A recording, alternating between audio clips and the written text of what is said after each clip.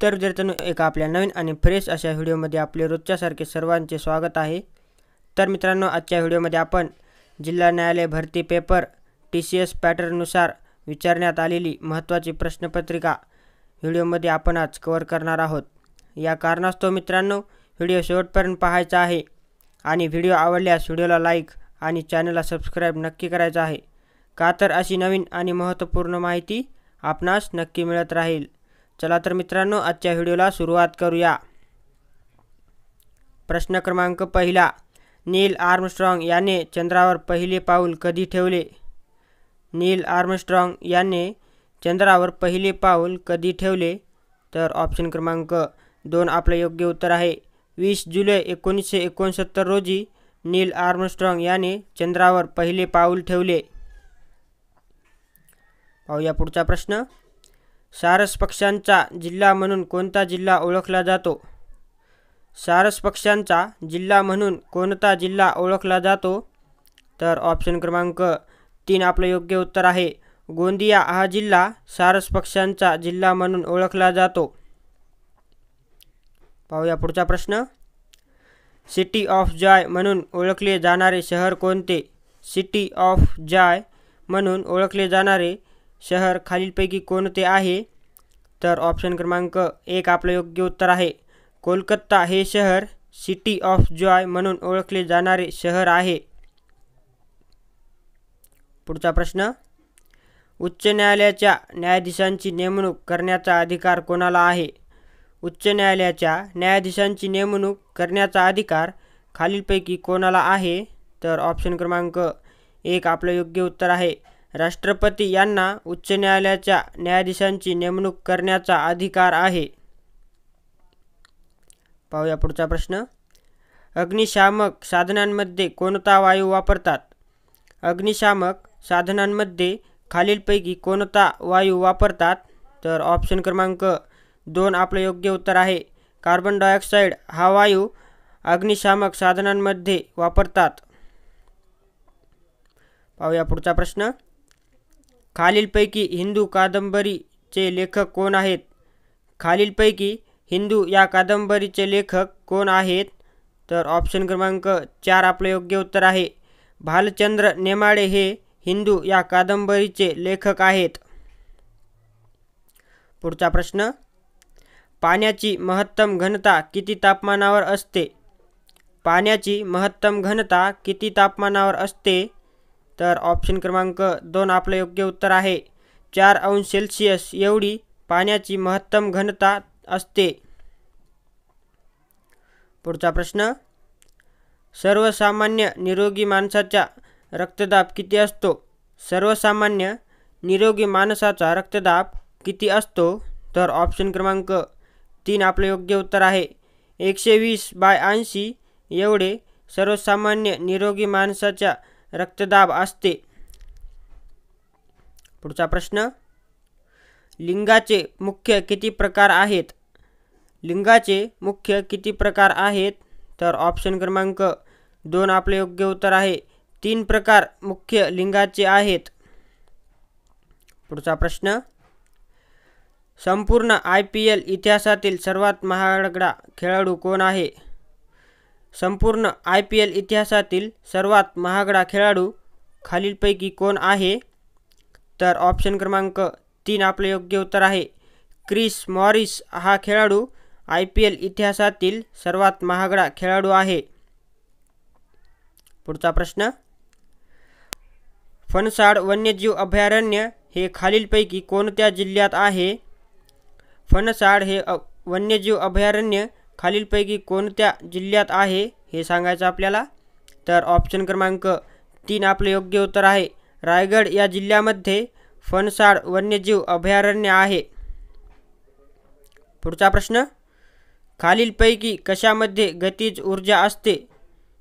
खालीलपैकी कशामध्ये गतिज ऊर्जा असते? तर ऑप्शन क्रमांक 1 आपले योग्य उत्तर आहे। वारा यामध्ये गतिज ऊर्जा सामावलेली असते। पाहूया पुढचा प्रश्न। खालीलपैकी कोणत्या वायूस हसविणारा वायू म्हणतात? खालीलपैकी कोणत्या वायूस हसविणारा वायू असे म्हणतात? तर ऑप्शन क्रमांक 1 आपले योग्य उत्तर आहे. नायट्रस ऑक्साईड या वायूला हसविणारा वायू असे म्हणतात. पाहूया पुढचा प्रश्न. खालीलपैकी पुणे विभागात सर्वात उत्तरेकडील तालुका कोणता? खालीलपैकी पुणे विभागात सर्वात उत्तरेकडील तालुका कोणता आहे? तर ऑप्शन क्रमांक 1 आपले योग्य उत्तर आहे. जुन्नर हा पुणे विभागातील सर्वात उत्तरेकडील तालुका आहे. पाहूया पुढचा प्रश्न. स्टेट बँक ऑफ इंडिया कोणत्या वर्षी अस्तित्वात आली? स्टेट बँक ऑफ इंडिया ही कोणत्या वर्षात अस्तित्वात आली? तर ऑप्शन क्रमांक 4 आपले योग्य उत्तर आहे. 1955 या साली स्टेट बँक ऑफ इंडिया अस्तित्वात आली. पाहूया पुढचा प्रश्न. महात्मा गांधी यांच्या समाधीचे स्थळाचे नाव काय आहे? महात्मा गांधी यांच्या समाधीच्या स्थळाचे नाव काय आहे? तर ऑप्शन क्रमांक 1 आपले योग्य उत्तर आहे.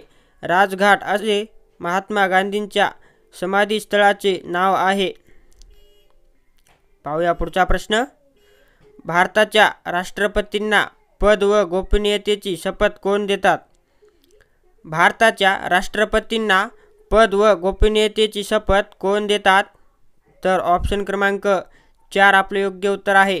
सरन्यायाधीश हे भारताच्या राष्ट्रपतींना पद व गोपनीयतेची शपथ देतात. पाहूया पुढचा प्रश्न. अलमगीर ही उपाधी कोणी धारण केली होती? अलमगीर ही उपाधी कोणी धारण केली होती? तर ऑप्शन क्रमांक 3 आपले योग्य उत्तर आहे. औरंगजेब यांनी अलमगीर ही उपाधी धारण केली होती. पाहूया पुढचा प्रश्न. वाचन प्रेरणा दिन केव्हा साजरा केला जातो?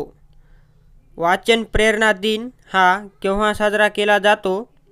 तर ऑप्शन क्रमांक 2 आपले योग्य उत्तर आहे. 15 ऑक्टोबर या दिवशी वाचन प्रेरणा दिन म्हणून साजरा केला जातो.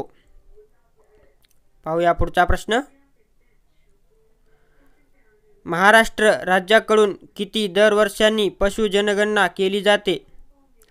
महाराष्ट्र शासनाकडून किती दरवर्षांनी पशु जनगणना केली जाते? तर ऑप्शन क्रमांक 2 आपले योग्य उत्तर आहे. दर 5 वर्षांनी महाराष्ट्र शासनाकडून पशु जनगणना केली जाते. पाहूया पुढचा प्रश्न. मिचेल स्टार्क हा कोणत्या देशाचा खेळाडू आहे?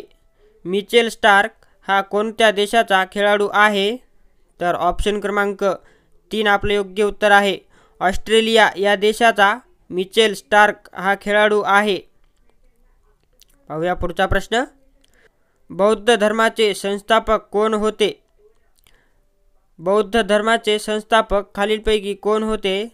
तर ऑप्शन क्रमांक 2 आपले योग्य उत्तर आहे. गौतम बुद्ध हे बौद्ध धर्माचे संस्थापक होते. पाहूया पुढचा प्रश्न. जगप्रसिद्ध कैलास मंदिराची निर्मिती कोणाच्या राजवटीत झाली? जगप्रसिद्ध कैलास मंदिराची निर्मिती कोणाच्या राजवटीत झाली? तर ऑप्शन क्रमांक 3 आपले योग्य उत्तर आहे. राष्ट्रकूट यांच्या राजवटीत जगप्रसिद्ध कैलास मंदिराची निर्मिती झाली. पुढचा प्रश्न. सर्व सेंद्रिय पदार्थांमध्ये अत्यावश्यक असलेले मूलद्रव्य कोणते? सर्व सेंद्रिय पदार्थांमध्ये अत्यावश्यक असलेले मूलद्रव्य कोणते? तर ऑप्शन क्रमांक 3 आपले योग्य उत्तर आहे. कार्बन हे सर्व सेंद्रिय पदार्थांमध्ये अत्यावश्यक असलेले मूलद्रव्य आहे.